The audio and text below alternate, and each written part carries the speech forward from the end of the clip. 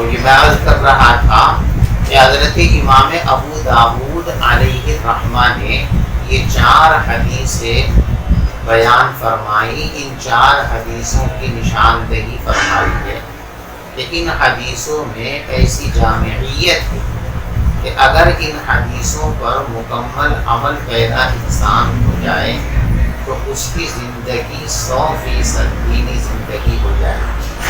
دین کے تمام تقاضے اور دین کی تمام باتیں اس کی زندگی کے اندر آ جائیں گی. ان 4 حدیثوں کے اندر یہ جامعیت ہے. ان 4 حدیثوں میں سے پہلی حدیث یہ ہے انما الاعمال بالنیات. دوسری حدیث من حسن اسلام المرء ترکہ ما لا یعنیہ. اور تیسری حدیث لا یؤمن احدکم حتی یحب لأخیہ ما یحب لنفسہ. اور چوتھی حدیث الحلال بین والحرام بین وبینہما مشتبہات لا یعلمہن کثیر من الناس الی آخر الحدیث. ان 4 حدیثوں میں سے ایک حدیث یہ ہے جس سے اندازہ ہوتا ہے کہ اس حدیث کا مقام و مرتبہ کتنا بڑا ہے. بعض علماء یوں فرماتے ہیں کہ یہ حدیث نصف دین ہے. کتنا؟ آدھا دین اس حدیث کے اندر چھپا ہوا. اور اس کی توجیہ وہ یوں بیان فرماتے ہیں کہ دینی اعتبار سے جو ذمہ داریاں انسان پر عائد ہوتی ہیں، جن چیزوں کا انسان مکلف ہے، ان میں سے کچھ چیزیں وہ ہیں جن کا تعلق دل سے ہے، اور کچھ چیزیں وہ ہیں کہ جن کا تعلق ظاہر سے ہے، کچھ وہ ہیں جن کا تعلق باطن سے ہے، کچھ وہ ہیں جن کا تعلق دل سے ہے. تو اس آیت کے اندر، اس روایت کے اندر نیت کا بیان، اور نیت ایک باطنی چیز ہے. تو گویا اس میں باطن آ گیا، بقیہ تمام تعلیمات ظاہر پر مشتمل ہے، تو آدھا دین ہو گیا. بعض حضرات بھی فرماتے ہیں کہ یہ ثلث دین. کتنا؟ ثلث. 1/3 دین کی حاصل یہ حدیث ہے. اور اس کی توجیہ وہ یوں فرماتے ہیں کہ دیکھو، دینی اعتبار سے انسان پر جو ذمہ داریاں عائد ہوتی ہیں، ان میں سے کچھ تو وہ ہیں کہ جن کا تعلق دل سے ہے، جیسے تصدیق، اور کچھ وہ ہیں کہ جن کا تعلق زبان سے ہے، اور کچھ وہ ہیں جن کا تعلق زوارے سے، جن کو اعمال کہتے ہیں. تو اب 3 حصے ہو گئے نا. تینوں میں سے ایک حصہ دل سے متعلق ہے، اور یہ نیت دل ہی کی چیز ہے، اس لیے فرمایا کہ یہ شروع سے اسلام. بہرحال یہ حدیث انتہائی اہم ترین حدیث ہے. اسی لیے بعض علماء یوں فرماتے ہیں کہ جو آدمی بھی کتاب لکھنا شروع کرے تو اس کو چاہیے کہ اپنی کتاب کے شروع میں اس حدیث کو نقل کرے، تاکہ خود اس کو بھی استحضار ہو جائے اخلاص کا، پڑھنے والوں کو بھی اخلاص کا، پڑھانے والوں کو جو بھی کتاب دیکھے گا، سب سے پہلے جب یہ حدیث سامنے آئے گی تو اس کو انتباہ ہوگا، اور وہ اپنی نیت کو درست کر لے گا. نیت میں کوئی خرابی اور کھوٹ ہے تو اس سے اپنے دل کو صاف کر لے گا، تو اس کے کام اچھے ہو جائیں گے، عمدہ ہو جائیں گے. اسی لیے علماء اس حدیث کا نام رکھتے ہیں طلیعۃ الحدیث، ہے نا، طلیعۃ الحدیث، حدیث کا بھی واقعہ. سب سے پہلی اور بنیادی چیز یہی ہے کہ انسان اپنی نیت کو درست کرے. نیتوں ہی سے اعمال کا فیصلہ ہوگا، اعمال کی قیمت اور اعمال کی حیثیت طے ہوگی کہ یہ اعمال اللہ کے یہاں مقبول ہیں یا اعمال اللہ کے یہاں مقبول نہیں. ان اعمال پر معمولی درجے کا ثواب ملے گا یا بے انتہا ثواب ملے گا. ان ساری چیزوں کا فیصلہ نیت کی بنیاد پر کیا جاتا ہے.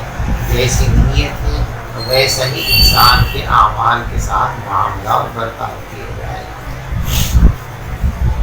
بہرحال یہ انتہائی اہم ترین حدیث ہے، اور صاحب مشکات رحمۃ اللہ علیہ اس حدیث کو سب سے پہلے اسی لیے لائے ہیں کہ ہم سب لوگ اپنی اپنی نیتوں کو درست اور صحیح کریں.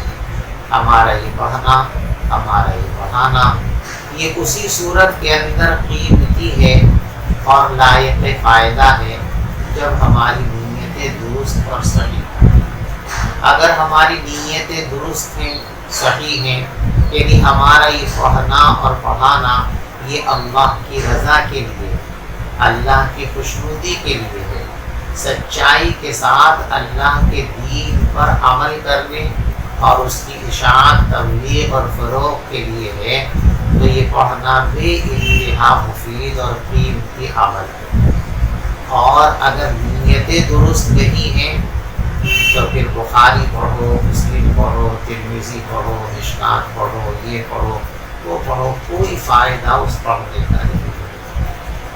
آپ اسی کتاب میں آگے چل کر کے روایت پڑھیں گے کہ قیامت کے دن انسانوں میں سے 3 طرح کے لوگوں کو اللہ کی بارگاہ میں پیش کیا جائے.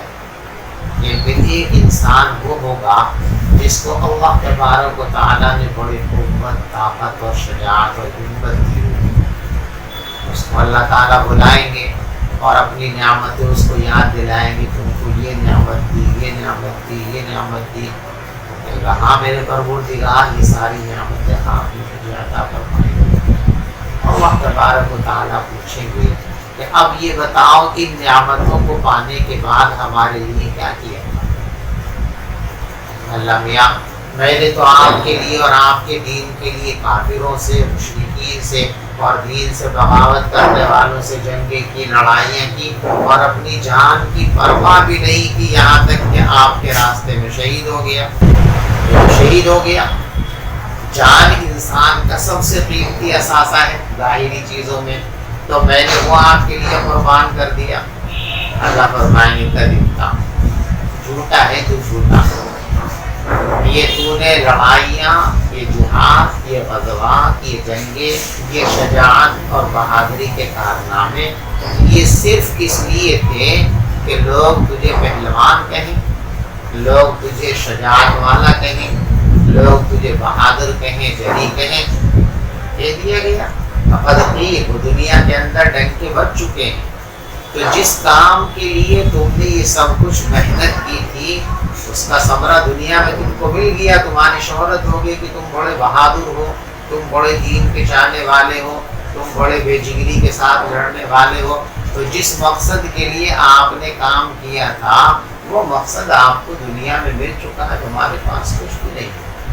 اور پھر فرشتوں کو حکم دیا جائے گا کہ اس شخص کو اور ہے منہ گھسیٹ کر کے لے جاؤ اور جہنم میں پھینک دو، اللہ ہم سب کی حفاظت فرمائے. اسی طریقے سے ایک اور شخص کو بلایا جائے گا جو دنیا والوں کی نظر میں بڑا سخی ہوگا، مال ہوگا اس کے پاس اور مال اس نے خوب خرچ بھی کیا ہوگا، مسجدوں میں بڑے چندے دیے ہوں گے، مدرسوں میں بڑے چندے دیے ہوں گے، یہ کیا وہ کیا، سب کچھ کیا. اللہ اس کو اپنی نعمتیں یاد دلائیں گے، یہ دولت تم کو دی گئی تھی، یہ دولت تم کو دی گئی تھی، تم نے کیا کیا؟ کہے گا میں نے تو خیر کا کوئی ایسا مصرف نہیں چھوڑا جہاں دولت خرچ نہ کی. جہاں جہاں بھی یہ سامنے بات آتی تھی کہ یہاں خرچ کرنے سے اللہ خوش ہوتے ہیں، میں نے ان سب لوگوں پر اپنا مال لٹایا. فرمایا کہ بھائی یہ سب تم نے اس لیے کیا تھا کہ لوگ تم کو سخی کہیں، لوگ تم کو غریب پرور کہیں. وہ سب کہہ دیا گیا، دنیا میں ڈنکے بج گئے تمہارے نام پہ، اب یہاں کیا لینا ہے؟ اس کو بھی عہدے منہ گھسیٹ کر جہنم میں ڈال دی جائے. اور فرمایا کہ تیسرا شخص وہ ہوگا جس کو اللہ نے قرآن کی دولت دی ہوگی، علم قرآن عطا کیا ہوگا. اس کو بلایا جائے گا اور اس کو نعمتیں یاد دلائی جائیں گی، اور اس کو یاد دلا کر اس سے پوچھا جائے گا کیا کیا ہے تم نے. وہ اپنے کارنامے بیان کرے گا، میں نے یہ پڑھا، یہ پڑھایا، یہ واعظ کی، یہ نصیحت کی، یہ کیا، وہ کیا. یہ ہم لوگوں کے لیے بڑا ہی انتہائی اہم ترین سوچنے کا مقام ہے. اللہ ہم سب کی حفاظت فرمائے، اللہ ہم سب کی حفاظت فرمائے. اللہ اخلاص کی دولت سے ہم کو مالا مال فرمائے. یہ ساری محنتیں، کاوشیں، جدوجہد اسی صورت میں کام آئیں گی جب ہمارے اندر اخلاص ہوگا. اللہ ہم سب کے اخلاص کی دولت عطا فرمائے. اس لیے بہت سوچ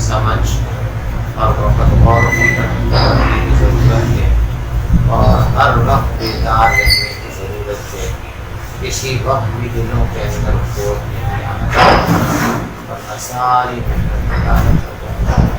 فرمایا اس سے پوچھا جائے گا تم نے کیا کیا، وہ اپنے کارنامے گنائے گا، کہا جائے گا کبھی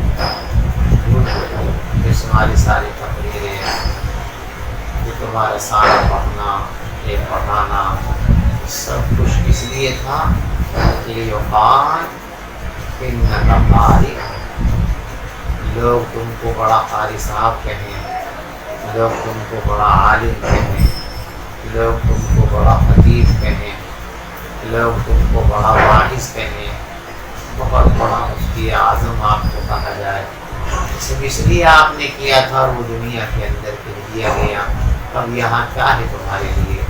اور پھر اس شخص کو بھی، اس عالم کو بھی اللہ ہماری حفاظت فرمائے، اللہ میری بھی حفاظت فرمائے، آپ کی بھی حفاظت فرمائے، اللہ ہمارے حال پر رحم فرمائے۔ ایسے عالم کو بھی پونجے منہ گھسیٹ کر جہنم میں دیا جاتا ہے، تو کاموں کی اس وقت تک کوئی قیمت نہیں ہے جب تک نیت نہ ہو۔ صحیح نیت ہی کاموں کی اصل چوٹ ہے۔ کوئی کام کتنا ہی شاندار ہو، بظاہر کتنا ہی مفید ہو، کتنا ہی خوبصورت ہو، بظاہر وہ کتنا ہی دینی لگتا ہو، لیکن اگر اس نے نیت کی روح ڈالی ہوئی نہیں ہے تو وہ مردہ ہے، بیکار ہے، کوئی اس کی حقیقت نہیں ہے۔ یہی پیغام دینے کے لیے، سبق دینے کے لیے حضرت مصنف علیہ الرحمہ نے یہ روایت یہاں پیش فرمائی ہے، تاکہ کتاب کو شروع کرنے سے پہلے، کتاب کو پڑھنے سے پہلے ہم اپنی نیتوں کو درست کر سکیں۔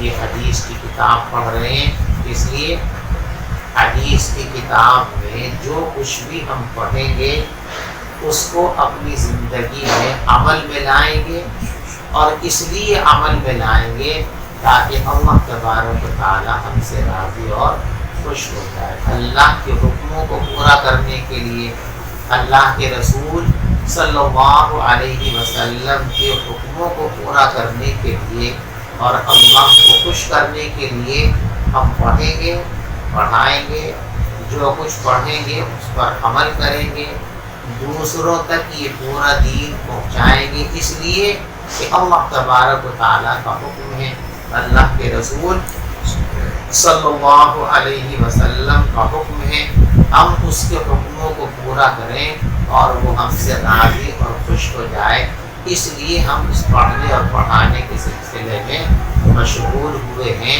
یہ استحضار ہم کو پیدا کرنا ہے، اسی استحضار کو پیدا کرنے کے لیے یہ روایت یہاں پر لائی ہے۔ پہلا جملہ اس روایت کا ہے انما الاعمال بالنیات، دیکھو انما حصر کے لیے، اس میں کسی کا اختلاف بھی، تمام علماء عربیت کے نزدیک یہ حصر کے لیے ہوتا ہے۔ حصر کا مطلب یہ ہوتا ہے کہ جو کچھ بیان کیا جا رہا ہے بس یہی حقیقت ہے، اس کے ماں سوا کچھ بھی نہیں، یہی ہے، اس کے علاوہ کوئی دوسرا استعمال اس کے اندر پیدا نہیں ہو سکتا، کوئی دوسری صورت اس کے اندر پیدا نہیں ہو سکتی۔ انما الاعمال بالنیات، بلا شبہ، یقیناً اعمال کا دار و مدار نیتوں پر ہے، ٹھیک ہے۔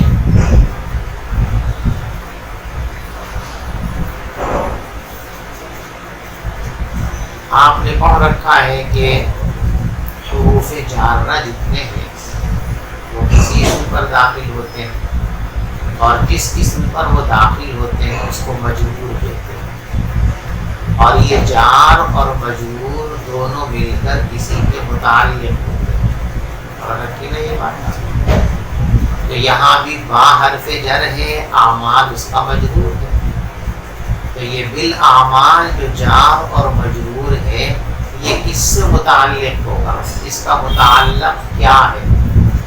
تو متعلق یہاں پر مقدر ہے اور محذوف ہے، کیا ہے وہ؟ اس میں علماء کی مختلف رائے، بعض لوگوں کی رائے یہ ہے کہ یہاں پر جو چیز متعلق بنے گی وہ ہے تصح، کیا ہے؟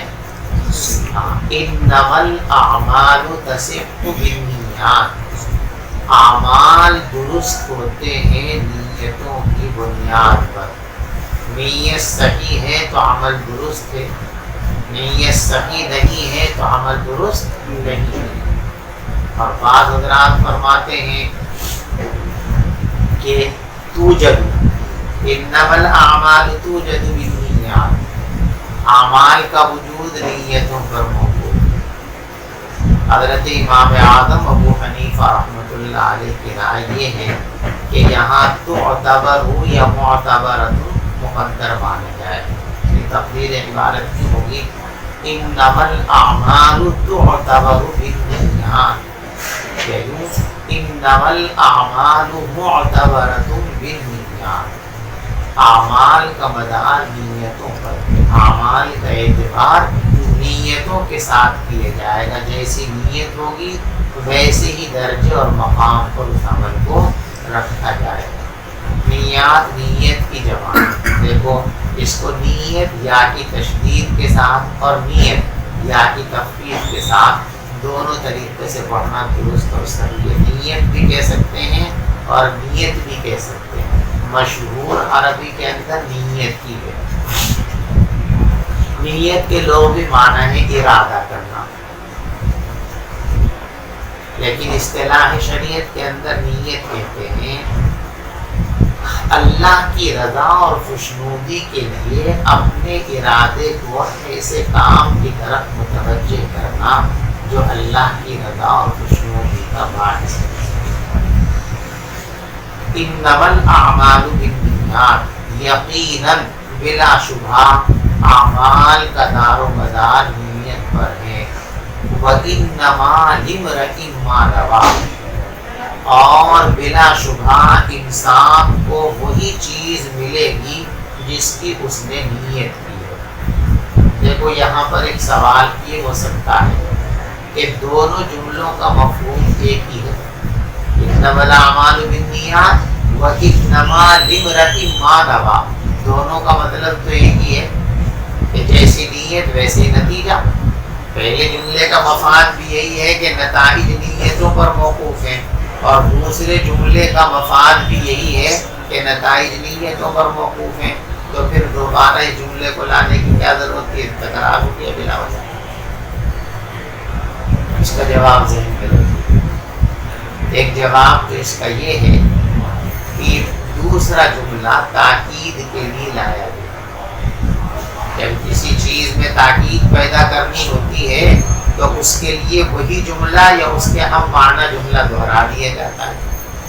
کسی چیز کو تاکید کے ساتھ بیان کرنا ہے، مؤکد طور پر بیان کرنا ہے، تو اس کے لیے یا تو اسی جملے کو ہو بہو دوبارہ لے آتے ہیں یا اس کے ہم معنی جملے کو لے آتے ہیں، اس سے تاکید پیدا ہو جاتی ہے، قوت اور مضبوطی پیدا ہو جاتی ہے۔ تو یہاں بھی دوسرا جملہ جو لایا گیا ہے یہ جملے اولا کی تاکید کے لیے لایا گیا ہے، یعنی انما الاعمال بالنیات کے اندر جو نیت کی اہمیت بیان کی گئی تھی اس کو مزید مؤکد کرنے کے لیے، مضبوط کرنے کے لیے، اس میں قوت پیدا کرنے کے لیے اس کے ہم معنی جملہ لے آئے وَإِنَّمَا لِامْرِئٍ مَّا نَوَىٰ۔ اور بعض لوگ کہتے ہیں کہ اس کا مطلب جو ہے وہ یہ ہے انما الاعمال بالنیات، اعمال کا دار و مدار نیتوں کے اوپر ہے، وَإِنَّمَا لِامْرِئٍ مَّا نَوَىٰ، اور انسان کو وہی ملے گا جو انسان نے نیت کی ہے۔ تو بات فرماتے ہیں کہ دونوں جملوں کے اندر فرق ہے۔ پہلے جملے کا تعلق جو ہے نفس عمل سے ہے اور دوسرے جملے کا تعلق ثمرہ عمل سے ہے۔ عمل ایک علیحدہ چیز ہے اور ثمرہ عمل ایک علیحدہ چیز ہے۔ تو پہلے جملے کا تعلق نفس عمل سے ہے اور دوسرے جملے کا تعلق ثمرہ عمل سے ہے، لہذا دونوں کو تکرار۔ جب دونوں جملوں کے اندر ایک ہی بات کو بیان کیے جائے تو اس کو تکرار کہتے ہیں، لیکن جب دونوں جملوں کا مفاد علیحدہ علیحدہ ہے، دونوں جملوں کا متعلق علیحدہ علیحدہ ہے، تو پھر اس کو تکرار نہیں کہا جائے گا۔ انما الاعمال بالنیات وانما لامرئ ما نوى، اور انسان کو وہی چیز ملتی ہے جس کی وہ نیت کرتا ہے. فمن کان